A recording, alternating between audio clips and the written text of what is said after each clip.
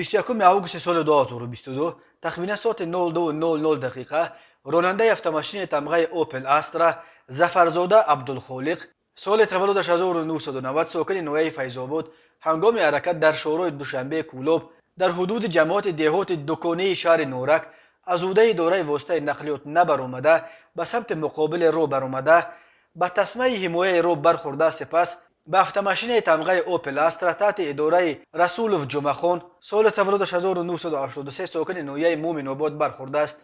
در نتیجه راننده автомашини тамғаи Opel Astra سفرزاده در جای حادثه به هلاکت رسیده. راننده автомашини دویم رسولوف جراحات گوناگون جسمانی به سلامتیش برداشته در بیمارخانه بستری گردیده است. از روی این حادثه تحقیقات ادامه دارد.